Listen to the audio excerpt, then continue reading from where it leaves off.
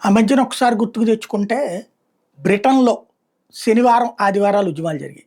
ఫ్రాన్స్‌లో శనివారం, ఆదివారాలు ఉద్యమాలు జరిగాయి. అక్కడ శని, ఆదివారాలు సెలవ.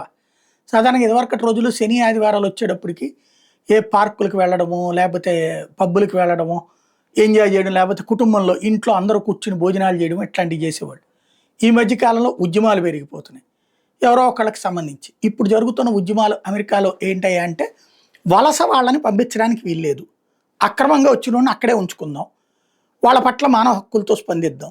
ఇది మొత్తం అమెరికా ప్రజలు కోరుకుంటారా? కాదు. ఎవడైతే డబ్బులు సంపాదించుకుంటాడో వలసోళ్ళ ద్వారా, అంటే మనం ఓ వ్యాపారం పెట్టుకున్నాం షాపు. ఇందులో వలసోడైతే గనక ₹5కే వస్తాడు. అదే స్వదేశీయుడైతే ₹16 ఇవ్వాలి. అంటే $16 ఇవ్వాలి. వీళ్ళైతే $5కే దొరుకుతారు. ప్లస్ వీళ్ళైతే బాధ్యతగా పనిచేస్తారు. గంటకనమాట అక్కడ. గంటకి $16 లోకల్ వాళ్ళకి ఇవ్వాలి. బయట వాళ్ళు ఇట్లా అక్రమంగా వలస వచ్చిన వాళ్ళకి $5 ఇస్తే చాలు. లేదా నెలవారీ ఇస్తే సరిపోతుంది వాళ్ళకి తిండి పెట్టి. కాబట్టి వాళ్ళు తక్కువ డబ్బుతో ఎక్కువగా ఆర్జిస్తున్నటువంటి వాళ్ళు ఇప్పుడు అక్కడ గొడవలకు కారణమవుతుంది. ఆందోళనలు చేస్తుంది. వీళ్ళని ఉంచమంటుంది. ప్రభుత్వం ఏమంటుంది? ఇట్లా వచ్చినోడికి ఆ దేశం పట్ల భక్తి ఉండట్ల. పైగా వీళ్ళకి డబ్బులు రానప్పుడు, ఈ పనులు దొరకనప్పుడు దొంగతనాలు చేస్తున్నారు, లూటీలు చేస్తున్నారు, మర్డర్లు చేస్తున్నారు.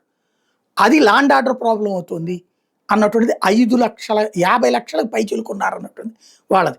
ఆ 50 లక్షల మందిని ఉంచమని చెప్పేసి ఒక 5 లక్షల మంది ఉద్యమాలు చేస్తున్నారు.